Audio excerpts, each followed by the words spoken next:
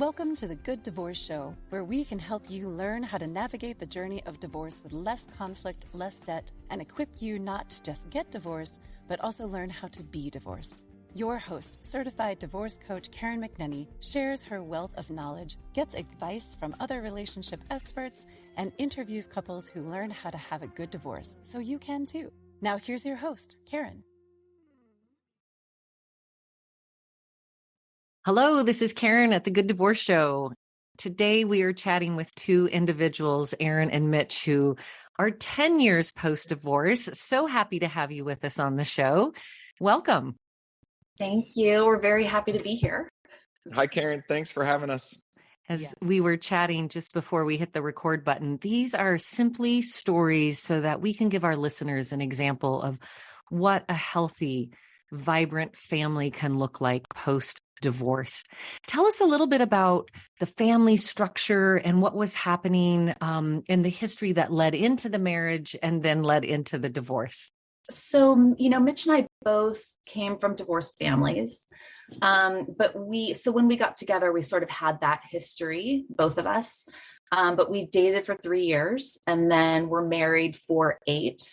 And then, sort of at the end of our marriage, we had 2 kids along the way who at the time that we separated were 11 and 13. We had empathy for the situation that they were in. I think we did a really good job of prioritizing that from the beginning. Right. Mitch, what do you remember from your own experience as a child of divorce and what you knew you wanted to avoid? Oh yeah, I was, and just to go back, so our kids are 13, 13, the girl's 13 and the boy's 11 now. When we got divorced, our daughter was about 5.5 and our son was about 3. And I was kind of in that age when my parents got divorced. I remember it just being a real kind of clear demarcation, where my dad went out of the house and then there was no more talking between the two of them. And there was just kind of this cloud. I think that kind of reverberated through mine and my siblings' upbringing. And it's something, it was like Erin said, it was a commonality that Erin and I shared, where we just remember that kind of, that mood and that atmosphere that wasn't good for us between our parents at the time. And our parents, I think, Erin's parents, my parents, they were doing the best they could. They're working hard in their lives and trying to move on. And they were also doing, going along with a lot of what our culture was asking of them in their gender roles as divorced parents. But it just, that kind of like fallout from it was obviously kind of a bummer for, as a kid and growing up. Yeah, understandably. And Erin, what do you remember from your experience? What did that look like as a child for you? Yeah, I think so. I was I was 6 or 6.5 when my parents divorced. And, for me, I think it was the same, like life changed a lot, right? It's interesting because I come from a very religious family. My dad's a Lutheran minister and my mom comes from a family of like clergy and teachers. Mm-hmm. So, I think there was this effort for them to do things, they really wanted to do things right. But there was also a lot of stigma around divorce at the time. And also, I think probably a lot of stigma around a Lutheran minister getting divorced. So I think afterwards, there was a lot of the focus wasn't put on the kids. The focus was, my mom was rebuilding her life. My dad was kind of focusing on his congregation and working a ton. And I think that there was sort of some inadvertent neglect that happened for the kids, where it like our interests and our priorities were not at the forefront. So we were kind of like shuffled around a lot. My mom moved a ton and we were, that my parents tried to be so fair that they actually shot themselves in the foot, and like at one point my parents each took there was my sister and I, sort of in the fallout, and they each took my parents each took a child. And then they would like switch every 6 months, and we would start at a different school and be with a different parent. Oh, wow. So it was, and it kind of, so there were, there was a lot of like pieces of education that I missed, where it was learned at one of the schools, and then I'd switch, and then it would have already been learned in the new school. So there were just like chunks of education that I missed because of how curriculum was different at different elementary schools. And did you and your sister, what was your relationship like with her during that experiment of parenting between houses? I think it definitely drove a wedge, because we didn't have that like bond. Like we could have been like a support for each other, but we just weren't around each other enough to be able to like commiserate or say like, gosh, this is crazy, mom did this or dad did that, or like we didn't have a confidant in each other. We didn't have that kind of like closeness that you hope for siblings. Sure. We just weren't in each other's orbit enough. Yes, certainly in our family,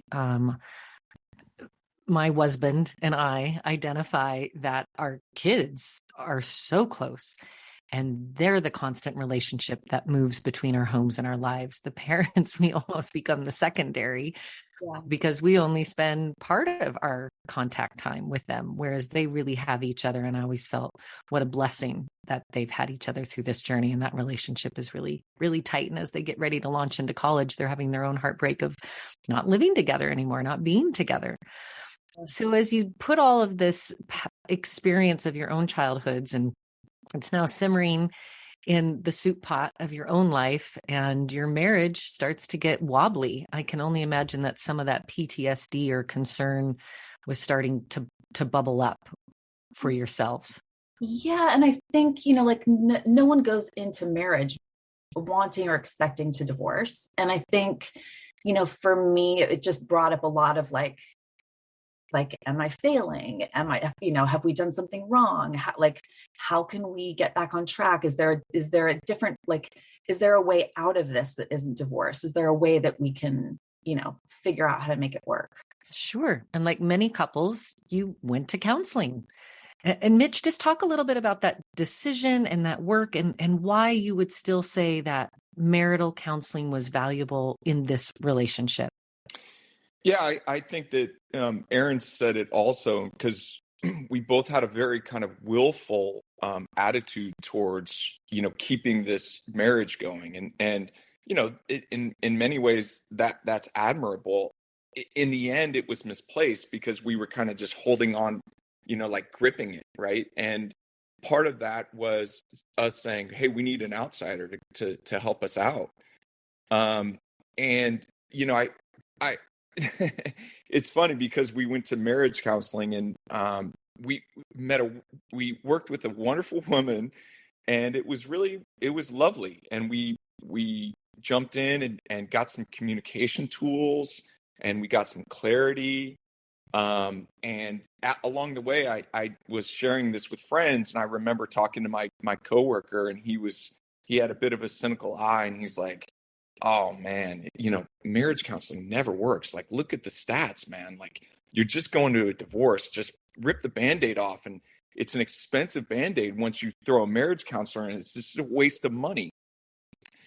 And so, but it was a great process for me and Erin, because we had great conversations, not just in the room, but I remember a lot of our drives back and our conversations at home. We were taking those communication tools and figuring out what we wanted, and figuring out each other's needs, and figuring out they weren't working within this structure of marriage. They weren't working for us individually and as a couple. So it was a really awesome process. And, I would give Erin credit in that I think Erin kind of comes to understanding a little bit earlier than I do. And she'll sometimes kind of just wait for me. And it was that moment where I think, we had kind of a conversation where we let go of that tight grip we were holding on trying to keep this marriage together, and all of the the reasons we were telling ourselves, including it's what's best for the kids. And we came to a different understanding and shared understanding of, hey, it doesn't work and that's okay. And we went in to our next couples counseling session. And I remember Erin was like, hey, so, this has been wonderful. Thank you so much. And, Mitch and I have decided that we're getting a divorce. And the counselor was crestfallen. She was like, what? This is a shock. I'm so surprised. We were doing such great work in here. And I really thought we were, going places. And I really thought we were on the right track. And Erin spent the next 15 or 20 minutes consoling the marriage counselor that you're great. You're great at what you do. It's not you, it's us. It's not you, it's us. Yeah. Do you remember that moment for yourself, Erin, where there was just clarity? I hear some couples talk about, we've been fighting for the marriage, but then how do we fight for the good divorce? There's still a relationship. The marriage is ending, but there's a forever relationship. Yeah. It's funny because I remember, at the very end, after we kind of decided to divorce and we had a very it's gonna make me emotional, but we had a very heartfelt conversation about that we were so grateful that we were going to be in each other's lives. I think we really depended on each other for friendship and, support, and that we were kind of relieved that we were going to be co-parenting together, that the marriage might be over, but we weren't going to disappear from each other's lives, that we were we were in it for the long haul. And I think we were actually and we joked, we're like, there's no one I would rather be divorced from. Because it wasn't just the divorce. It was that there was this guarantee of still being co-parents and partners in that way. You're going to share grandbabies and graduations and soccer games and funerals and weddings, right? And I think people, when they're in that early decision-making point, they forget that those decisions cast a very long shadow and echo throughout not only your lives as parents, but your children's lives. And you reflected on how some of your parents' divorce decisions absolutely left a fingerprint in your life. And to also not lose sight, and I really hear it as the both of you talk about it, there's a love story in there. There's a reason we came together. There's a reason that we created these beautiful little babies together, and that we don't have to discard the goodness that still exists in the divorce. And for you, that's your co-parenting relationship. And Mitch, you identified that, you really have a high regard and respect for Erin as a parent, and vice versa. Why does that matter? How does that help you? And how did it help you approach this decision? Yeah, I think, when you jump on and start talking about a good divorce and a little bit of the self-consciousness I bring into this conversation is what sense of authority or what secret sauce do I bring? Because it is just there's something I would say is just luck, right? About a good divorce, so to speak. And a big piece of that luck is Erin's a great parent. So, it's easy to, it's kind of like being dealt a winning hand on that front, where what did you do? And it contributes to some of the ease of being divorced and some of the joy of co-parenting when you got a collaborator who's as great at parenting as Erin is. So, it's hard to pat yourself on the back for what you do and how you manage a situation when, you're sitting on pocket aces on that front. So, it just, it allows me to trust a lot of the decisions that she brings as far as our co-parenting and her perspective on our kids and her insight on our kids. So in that respect, I think that that's just kind of an acknowledgement out there that I appreciate not everyone's in the same boat. And it's a dynamic that that we have and that we're lucky to have, and I'm lucky to have. So I should stop talking on that front, because Well, it's nice of you to gush on your first wife. There's no crime in that. Yes, what would you add, Erin? Well, and I feel the same way. And I think that's also where Mitch and I really aligned at the beginning, was that we both really love our kids. And it's like, that was a common factor for both of us. And I have the same feeling about Mitch, where I'm so grateful that he is my kid's father, that he's so involved. And I know that, there can be this tendency for like either dads to like not be included after a divorce, as much as they probably should be, or for, resentments to get in the way, and for the parents to not be able to come together in a way that makes it easy for the kids to be shared evenly. And I guess I'm really grateful that Mitch wants to be as involved of a father as he is, because I'm grateful for the support, but I'm also grateful for my kids, that they have a great dad. Wow, it's so beautiful. What a wonderful sentiment and reminder to folks. I've had a mentor who once said, it's important that you love your children more than you dislike their other parent. And when we put it like that, that's pretty easy to do.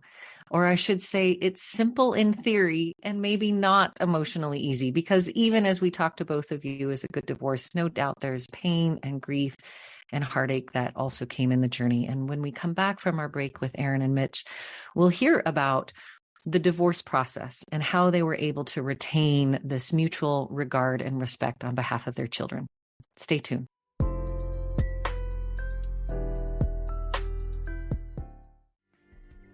Are you thinking about getting divorced? Before you call a lawyer, call the Good Divorce Coach, Karen McNenny, a certified divorce counselor, co-parenting specialist, and mediator. Karen's signature Good Divorce experience will guide you through your divorce journey, from the day you make that difficult decision to the day the decree is signed, all for a predictable fee. The Good Divorce Coach will teach you and your partner how to get divorced and be divorced with less conflict and less debt. Visit thegooddivorcecoach.com to get in touch with Karen. Now, back to the show with Karen. Hello and welcome back to the Good Divorce Show. I'm Karen and I'm chatting with Erin and Mitch today. Married 8 years, now divorced 8 years. So they're moving into the longer part of their relationship. And I just wanted to ask you directly, Erin, as you and Mitch were really looking down the truth that this marriage is complete and coming to an end. Both of you brought your own story of divorce as adult children of divorce, trauma from that experience, wishing things had been different. What were the guiding principles that you leaned on as you were making your own decisions around this divorce journey? Well, I think one thing that Mitch and I were both really clear on, a few things. One of them was that we did not want to have a contentious divorce. We had seen it happen, in our families, and we had seen it happen for a few friends. And I think we saw like how hard that was. And we had experienced how hard that can be on kids, like the kids who are involved. And for us, everything started to become like every decision that we made, every way that we interacted, whatever we decided about the schedule, like it all came down to the kids and what we thought was best for them. And it really made things like really clear and easy once we knew that was the focus. And that was one thing we were really aligned on, which I'm grateful for, because it was like a unifying, clarifying factor. Right. And was that an easy place for you to arrive at as well, Mitch? Yeah, and it sort of set the tone and set the pathway for a lot of our discussions and how we went about it. We got a mediator and felt like we were collaborative enough and shared enough values where we could kind of trust that process rather than any other one. So it was definitely, you keep the kids in focus. You're in agreement, the vast majority of the time, because it's pretty clear what's going to be healthy for those kids. I think like, just like our therapist, we really confused our mediator, because mediation, we had like inside jokes and we were laughing, and we were, kind of once we got through this, kind of the initial like adjustment period of like, okay, this is what's happening and this is what we're doing. I think we kind of switched into a different mode pretty quickly, where we were like, we're still ourselves. Tell me a little bit about the decisions that were made. I think listeners are curious did you have a family home? Did you have to sell it? Did someone stay in the home? The assets? Because you're right, there's the two parts of the divorce experience. One, the emotional untangling, but then there's all of this logistical. It's so easy to get married and it's really complex to get divorced. Okay. So we had a family home, and I guess what I feel like this is like the right time to bring up this idea that I think, from the beginning, Mitch and I have been like, I feel like it's mutual, but I feel like sometimes I have reaped more of the benefits of it. But I feel like we've both been very generous with each other, and we had a family home, and like Mitch let me and the kids like live there, until it was like the right time to sell. And it was, so the kids and I were there, and that allowed them to have some consistency. And I feel like we sort of brought that spirit of like give and take a little bit to the whole process. So, besides the house, we didn't really have a ton of finances to split. So that kind of made it easy. And that was what we really wanted the mediator for, was like, tell us what's fair. What does the state of California say when it comes to dividing up finances, and what's, how do the finances look moving forward? And, and then there were also some ways that like when it came to custody at the time, I was, we started out with this, it was a situation where I had the kids like 4 days a week and Mitch had them 3 days a week. And they were really, the kids were so young at the time, being 3 and 5, that we both kind of felt like, let's have them be around their mom a little bit longer,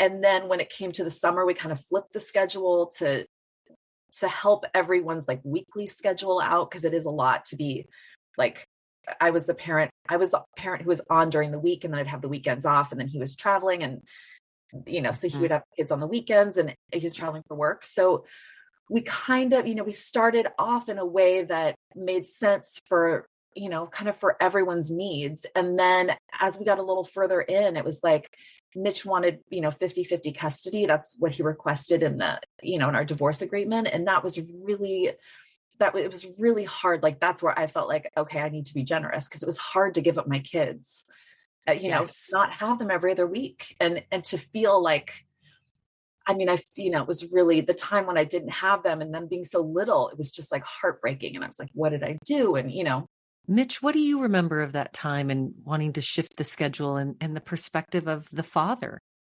Yeah, I think what I would say, to echo Erin's sentiments, is that certain things, and I guess I'm sure it changes couple by couple, but certain things are black and white, and it's, that's not a worry. And other things, what I would describe, are works in progress, understanding that it's kind of an experimental process, right? Like, it doesn't work. Like, we didn't think about it, right? Where Erin's like, it seems delightful that I get all of my weekends, but on the flip side, I don't take my kids for a weekend trip, right? Mm-hmm. Like, it's not mommy's spa weekend. It's also a lost opportunity to go hiking, or, take them on a family trip. Yeah. And I think also there are, like kind of like Mitch is saying, there are different things that are better for kids at different times. And I think, when the kids were younger, it was actually better for them to see each of us more frequently, right? So like, it was, for the kids to be away from me or away from Mitch for an entire week when they were 3 and 5 was like, that would have been so confusing for them and hard on them. And, I think then as they got older, then it was like, it's actually to switch them all the time like that. Like, they're old enough and they understand enough now where they won't feel abandoned. But now switching them and switching their stuff every 3 or 4 days is like, so it's so disruptive and disorienting that they can't like sink into life fully because they're anticipating the next move, and so it's kind of like figuring out how things needed to adjust along the way to like truly be better for them. And I think even in my agreeing to do like 50-50 custody, it was hard for me, but I think in the end it was like the thing that made me agree to it was like, but this is best for them. It's best for the kids to have a father who's like fully present in their lives and not a weekend dad. Simply by following your parenting intuition. And when I'm coaching couples, this is something we talk about a lot. I would say, your kids. The law, the court is going to expect you to write down a very rigid parenting plan. Do it, tuck it away, and then liberate your life on behalf of your children. So if someone's traveling, family's in town, we've got a special occasion, can we be flexible? It's the same thing we would do if we were living under the same roof, right? Parents have to coordinate childcare. Yeah. And so to think of that as a dynamic evolution over time is so wise. And you're absolutely right. And the research will show us that under the age of 5 is really about attachment. It's where we sort of create that attachment style that's going to echo into our older relationships in life. So having access to both parents makes sense. And I think where parents get in trouble is they hold on to the rigidity of what has been written down, and they don't actually just look at the story that they're in, and that we are the authors of our family story. Mitch, is in my case, I think one thing that really helps us is, like we were saying before, we trust each other as parents, but I think we really trust each other as co-parents. And we trust that like the ways that we're flexible, the other person is going to be flexible with us. Like when it comes to the schedule now, Mitch travels for work and I am doing some traveling as well. And I think that we are, we're really good at just like a little give and take here and there, that like, whatever work trips Mitch has, like they take priority. He's got to do them. So then my schedule with the kids might change. I might pick up a day here or there, or, that kind of stuff. And I think that it's easy. It's like very easy to be generous with each other and flexible when we know the other person is going to reciprocate. And also that it like, again, it's better for everyone to not have conflict every time schedule change comes up. But there's a lot of stuff that's like beyond our control. That's right. And to remember, behavior is contagious.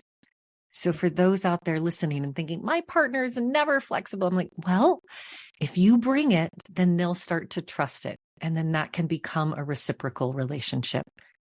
I am so curious how you both spoke to your children about this decision and the early transition into 2 homes. Yeah, I remember we were on the same page, literally. We were sharing books that both of us were reading. We were looking at the same information about how to treat each other. So two pieces of advice that pop out in my memory before we told the kids is, we looked at different examples of how to, that meeting that you need to have with the kids. And Erin and I agreed on which one was best suited for us and for our kids and, their age. And then so you have that kind of momentous, sit down on it was in the holiday season, the Christmas tree's right there. And, you're going to just lay the hammer on these kids, which is devastating even in memory. But we had the tools in place and we were on the same page about it. So we could go about it together, knowing that this was going to be the best way. Like, it's not a great situation for the kids, but we had some teamwork to go into that. And then, even something as a small detail that we came across in that information is this one writer explained, when you speak bad about your co-parent in front of your kids, they take that as 50% them. They know that they are 50% their mom, they're 50% their dad. And that's an exaggerated form where, back to your point about behavior being contagious, it's not like we would ever disparage each other, but how you talk about your co-parent is telling your kids something. Absolutely. That's number one. Number two, Erin and I agreed it back to that kind of teamwork aspect. We agreed, okay, here are the principles we're taking into this divorce, how we're going to structure our time, how we're going to treat each other, and why and how we're going to put our kids first. Mm-hmm. And so there's the conversation with the children, very thoughtful, very intentional. But then there's also the broader community. There's family and relatives and friends and school kids. And so, Erin, walk us down how that revealed something that started with a birthday party, I recall. Yes. So at the time, I have to admit, I was not happy about it. But we had this very tight-knit group of friends from the preschool that we went to. We went to this great, very like community-focused preschool, and tons of couples and tons of kids right around the ages of ours. And we really did not want anyone to feel like they had to choose between us. Yes. How did you do that? Oh my gosh. I actually at the time, again, I was not happy about it because it felt so hard for me. But Mitch's birthday is in mid-January, and we had decided to divorce like pretty much, right around the holidays. And we kind of rode the holidays out knowing what was coming, but wanting to, preserve the holidays for the kids as much as we could and kind of like keep things together. So, and then we got to this point where we were, Mitch had moved out, but we still hadn't told our friends because it was so raw. And we knew that every time we'd be talking about it, it would be sad. So we kind of like, it got to be mid-January. We still hadn't told any of our friends. And we were actually friends of ours were hosting a birthday party for Mitch. And it got to be like the night of, the before, and here we're like not living together, but we're going to celebrate his birthday together. And I was like, what are we doing? I don't want to go and like put on pretend at this party. I won't be able to hold it together. And Mitch is like, hold on a second. And he sends out an email to everyone who's coming to his birthday party. And our friends were like saints for hosting this for us. And he sent this email out to everyone and was like, hey, just want to let you know, Erin and I are getting a divorce and we're about to show up to my birthday.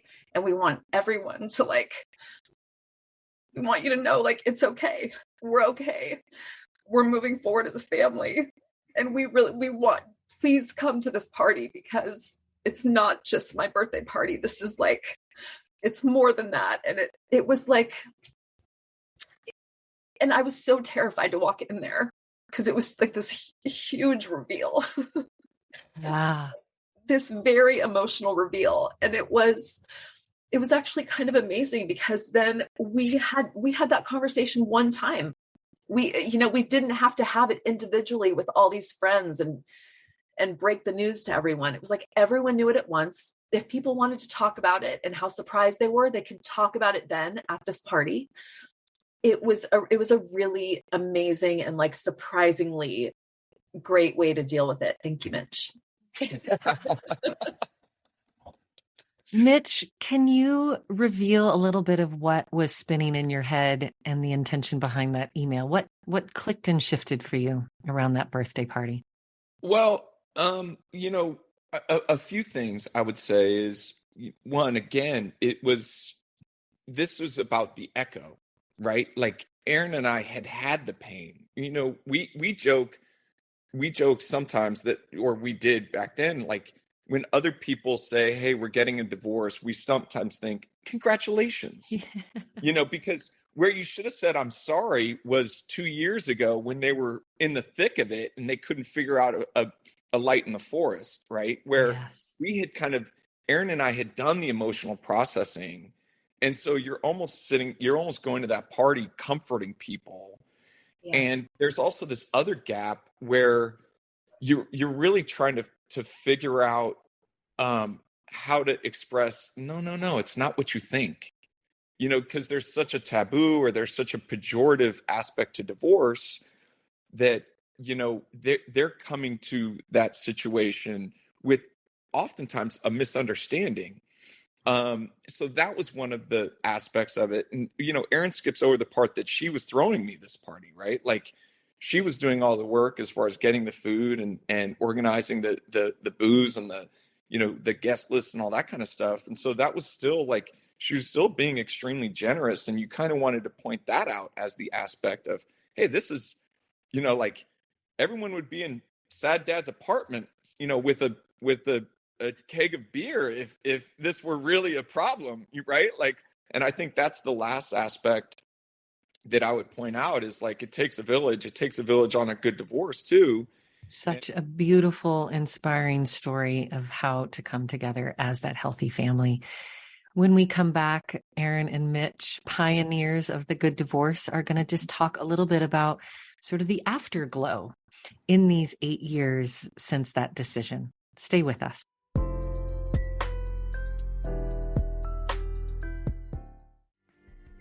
Are you thinking about getting divorced? Before you call a lawyer, call the Good Divorce Coach, Karen McNenny, a certified divorce counselor, co-parenting specialist, and mediator. Karen's signature Good Divorce experience will guide you through your divorce journey, from the day you make that difficult decision to the day the decree is signed, all for a predictable fee. The Good Divorce Coach will teach you and your partner how to get divorced and be divorced with less conflict and less debt. Visit thegooddivorcecoach.com to get in touch with Karen.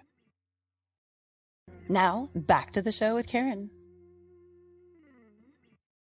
Hello and welcome back. If you're just joining us, we are chatting with pioneers of the good divorce, Erin and Mitch, coming to us from LA.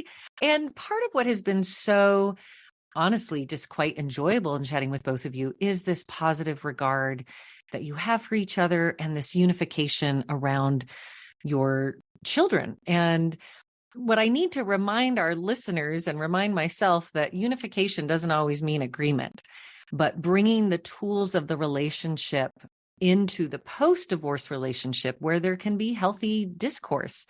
I'm guessing that there's times where the two of you are in a co-parenting conversation where you might not be totally aligned, but you're able to stay in it. What does that look like, Mitch? I guess my mind goes first to that kind of principle of trust, and respect that we have for each other. I definitely have it for Erin and for Erin's intentions for our kids. So, you lean on that also because, you're fallible. You're just your own individual with your kind of fixed perspective, and you need to broaden that perspective. And I've always, enjoyed Erin's perspective on everything. Right. So just as a quick reminder in our background, we're both artists, and we're accustomed to looking at each other's artwork and making notes. And you understand from that, even from that model, that, the critique is, how do we get better? How does this painting get better? So I think that background helped when it comes to, hey, how does our co-parenting, how do these kids get better by sharing some of the things that we don't necessarily agree with? And I think for me, some of that happens by understanding each other's strengths. Erin mentioned the preschool that we went to. She found that preschool. So she found the current school where the kids are, where she has certain strengths. And so when I realized, hey, I might be out of my depth, or this is kind of aligned with Erin's strengths, I might disagree, but I might also defer. And I also have to feel comfortable bringing it up. Another one is our kids' health. Erin just has a good sense for it. I might be a little bit oblivious as far as like, hey, should they stay home or not? And I kind of lean on Erin a little bit, where there's certain kind of territories where I'll look to her, even if, if I disagree or if I have a different opinion. You got to work through that. You got to talk through that. And sometimes you got to defer because you trust them. Right. How does that play out for you, Erin? I think it's like that trust, but it's also like trusting myself to bring up, even if it comes to something that Mitch is sort of the specialist at. It's also important for me to, like, if something comes up on my intuition, like, I don't know, should we be doing this team and not another one? Like, it's important for me to still say that, we're still guiding our kids' ships together. Right. I think we're work in progress, Karen. Work in progress. Well, and I think that is the amazing message. The relationship is still evolving and growing. You don't get divorced and and amputate each other from your lives if you share children. So you might as well go for the other option, which is integration. And what I'm really hearing from both of you is just a healthy ego that is in check in regards to each other. If more couples, while they were married, recognize this is your strength, this is mine, we can complement each other, and then still take that and let that continue into the divorce relationship and appreciate one another for those superpowers that we may not share. Yeah. And I also think that, there's something about our relationship as, divorced co-parenters in that we have this like, in our marriage there's sort, like Mitch was kind of talking about, we were like holding on so tight and there was this gridlock, and it was hard to I think it was hard to navigate our own triggers within that relationship. And there's something about now we have this relationship, but we have distance between each other. And I think it's actually makes it easier for us to navigate things that come up between the two of us because we're not in the same house together. There's stuff that we're navigating as this ex-couple, but there's a lot tied into it because of, our own histories and dynamics and how we want to move forward with our kids. And I think, Karen, to piggyback on again on Erin's statements, one of the things that a huge gift of the divorce that Erin's story kind of illustrates is intention. We both got clear intention, and one of that was the intention of how we want to treat each other. Right when we were gridlocked in the divorce, a lot of that behavior was accidental, and a lot of those slights and that resentment were unconscious and accidental, and it was a terrible pattern. And the space that Erin talks about allows us to have a little more intention about each other. And another principle that we talked about earlier is just that kind of manners, right? Like how you talk to each other, how you treat each other. And just because there's that intensity of parenting, don't take those things for granted, how you treat each other. And reminding people, we move towards divorce because the marriage is struggling and the relationship is perhaps eroding. And so the intent of the divorce is to improve the relationship, not actually make it worse.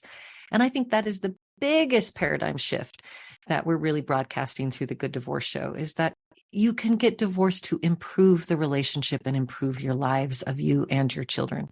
Otherwise, we just stay where we're at. And chances are, when we're already questioning the marriage, it's because we are in search of improvement. Now, the two of you have children going between two homes, but they also have a pet that goes between two homes, which is probably a whole nother layer of negotiation. And I would love to hear, what's the dog's name? Moose. Moose. Tell me the story of Moose. Mitch, do you want to tell it? Because this is 100% deferring to each other's strengths. And I give Erin all the credit for this. So I am not a dog person. I have zero interest in being a dog person. And I remember, Essie gets a lot of credit. Our daughter gets a lot of credit for it. But our son was the one who killed me emotionally. So, going back to it, Erin was living in our tiny little house, and I was living in an apartment, and I was traveling a ton. And our son came up to me, and I don't know how old he was, maybe 6, 7. Daddy, can we get a dog? Nah, I'm grumpy. No, we're not getting a dog. I don't have a yard. I travel all the time. We're not getting a dog, and that's that.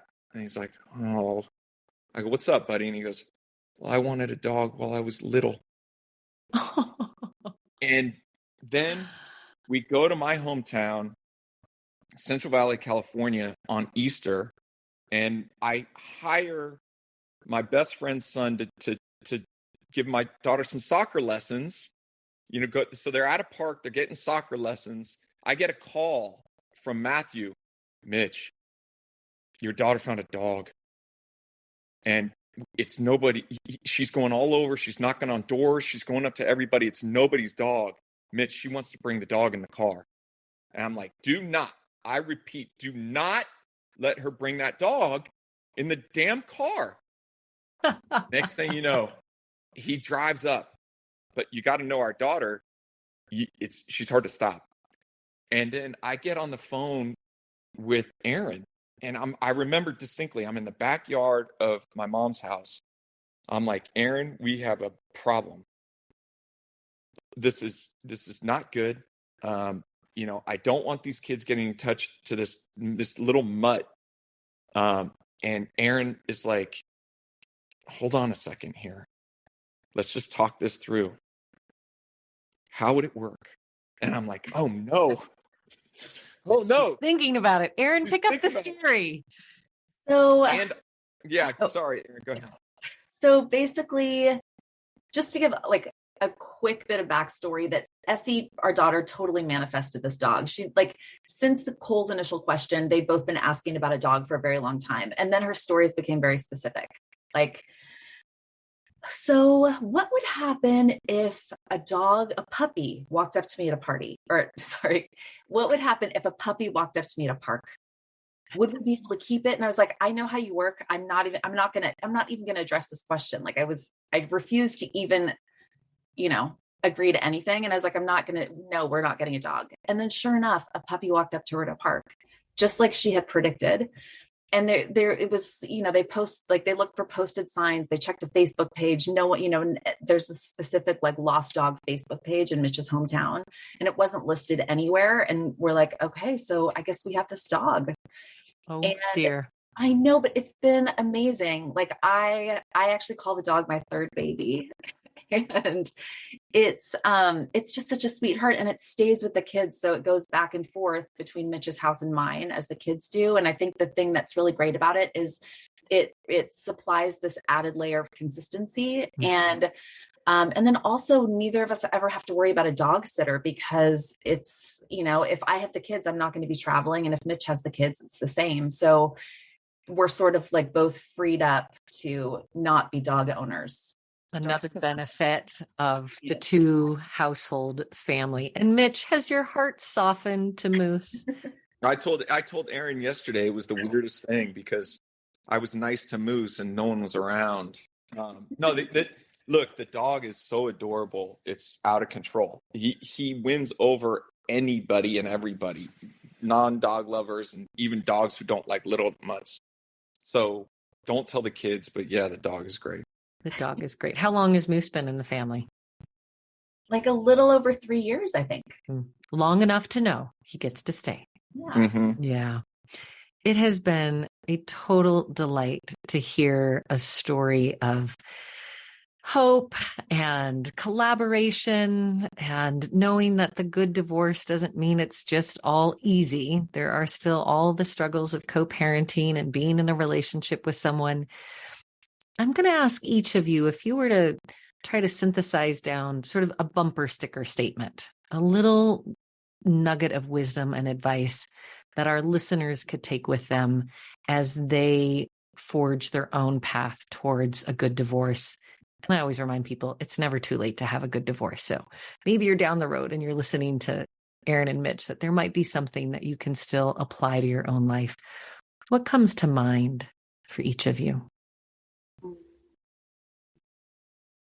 I think for me, kind of hearing us talk about all of this out loud, at this point, first of all, I feel really proud of both of us for how we handled it. And I feel like if there's anything that I have taken away from it, the most meaningful thing has really been